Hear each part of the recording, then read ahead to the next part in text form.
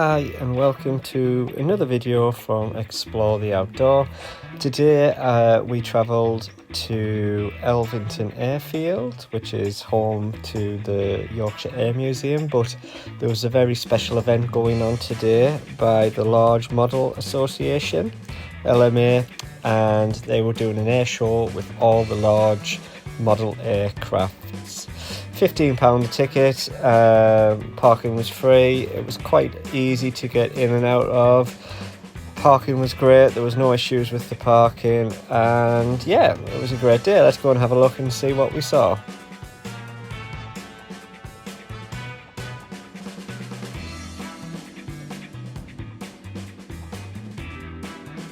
So on arrival, we found that there was various stalls and people who were camping there selling their model aeroplanes, maybe ones that they've used and no longer need. I didn't realise actually how big of a thing this was, and the size of them and the market of it is quite amazing, and the dedication and the amount of time it takes to get the perfection of these planes right was quite remarkable. So I learned a lot today, and yeah, so again there was plenty stalls, and this guy here, that is a model aircraft, believe it or not. That huge plane in front of us is flown via a remote control, which we'll see in a bit.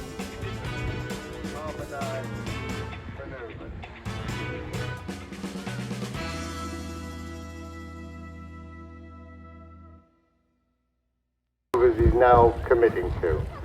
The inverted virtually stopped in the inverted, sliding down, and the power is going to come back on. But just demonstrating how slowly these big aerobatic models can fly.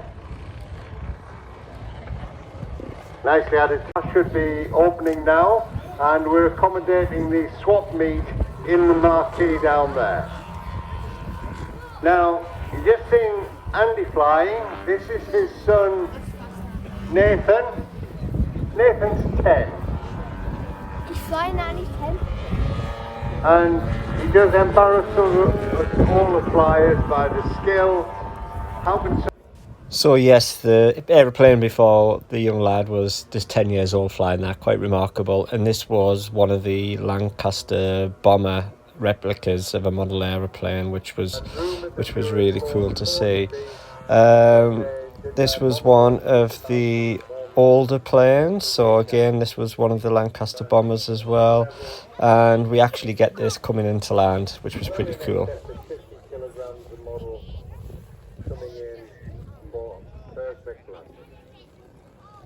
Absolutely superb. Give them a round of applause. What a super. So as you can see, many people here, many stalls, attractions, food places. It was quite a popular show. We didn't bring a chair, didn't think we had to, but yeah, if we go next time, we know what to do. It reaches the top of the loop, flops over the top, and that's a proper scale boost from an aircraft of this era. The next plane coming up is a jet, and I could hardly keep up with it. Have a look at this.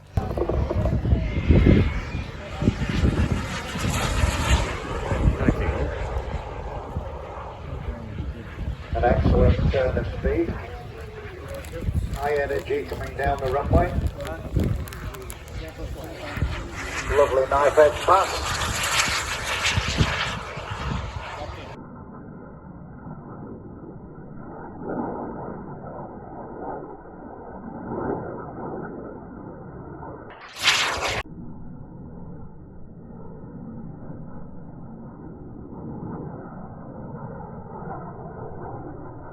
So that larger plane we saw at the beginning, this was it here, taking off, and I was just amazed at how it's controlled through a remote. It's fantastic.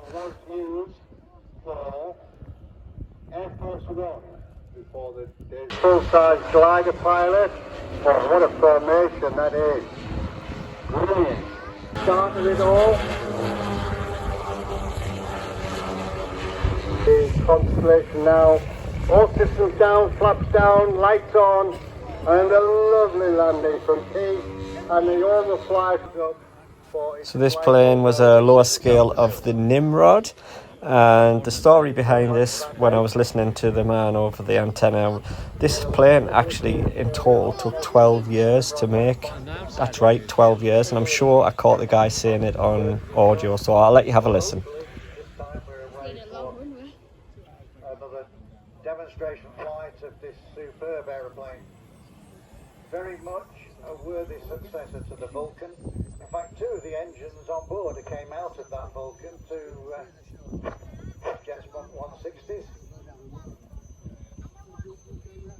About 18 feet wingspan, and it is of course the MR4 variant of the Nimrod. Here we go.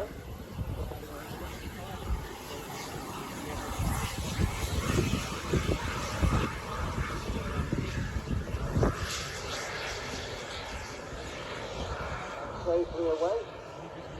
Those of you who are watching would notice the very early retracting undercarriage. It's important to get that away very soon with this aircraft and allow the speed to build up. Once we've gone into the first turn, the speed will increase and we can reduce the power a little bit and go down to cruise level. What can I tell you about this aeroplane? 12 years in the build. 12 years. Originally started by a friend of mine called Mike Alter. And I know that he spent hundreds of hours just on the CNC design stage. Interestingly, it was all designed to interlock. The actual construction interlock.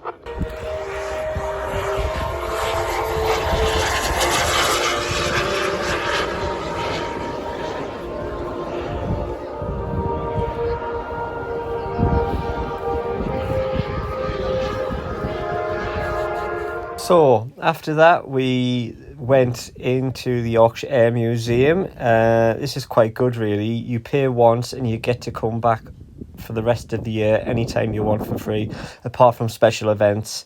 They have multiple hangars with various size planes in different eras. It's quite similar to the Air Museum in Sunderland, however a little bit bigger. But these bombs were absolutely huge. I couldn't believe the size of them, and it's on show at the moment because it's a special show there about nuclear war, the Cold War. But yeah, enjoy this footage of the Air Museum in Yorkshire.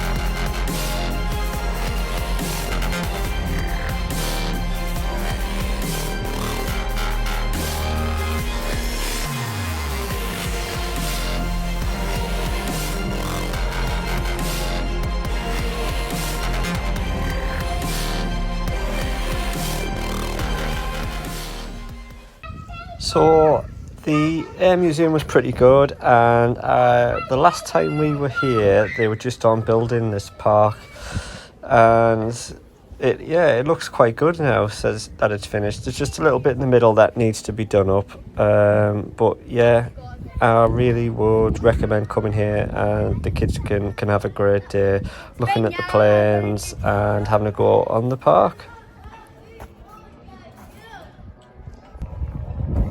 In.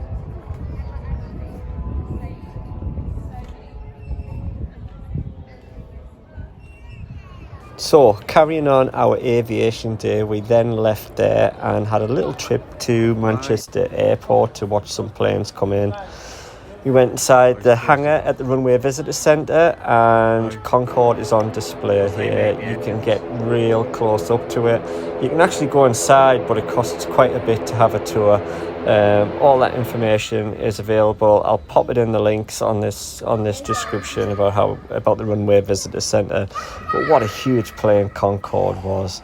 Couldn't believe standing underneath it. I'm not sure if we were supposed to be underneath it, but the barrier was down, so everyone else went underneath. So, you know, why not? Weren't all that big, but yeah, there's some cool facts about Concorde coming up, which I got on video, and you might want to pause it for that moment so you can have a look at them, because there is quite a bit of unbelievable sort of specification into how this was airborne and how it was engineered.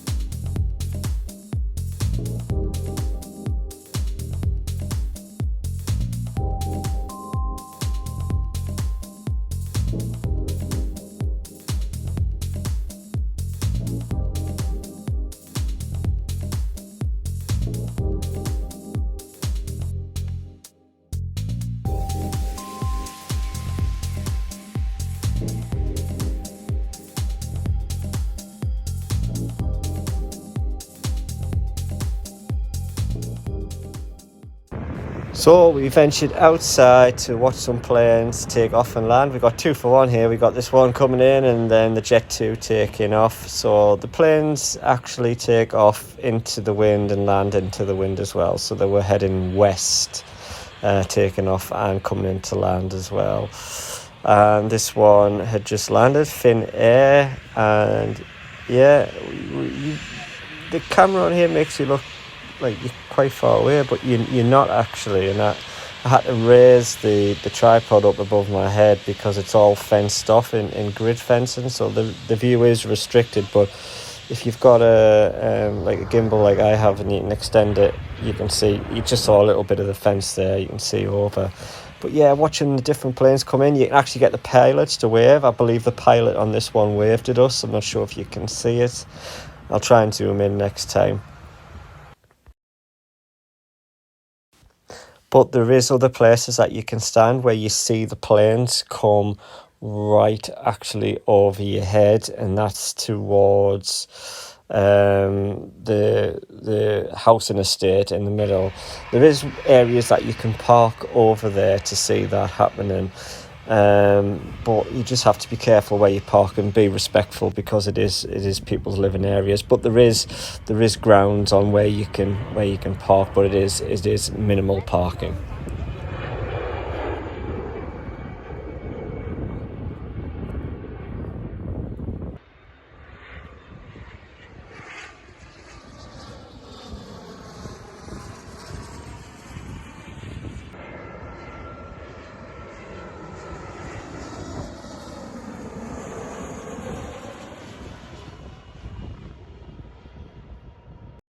So I got this one in slow motion. had to turn the sound down because it isn't very good. It sounds like a Dalek on drugs, but I think you get the gist of it. So we had a brilliant day, and yeah, full aviation day there, different areas. And thanks again for watching Explore the Outdoor. Don't forget to hit that subscribe button, get us over 100 subscribers. That would be amazing. Thank you.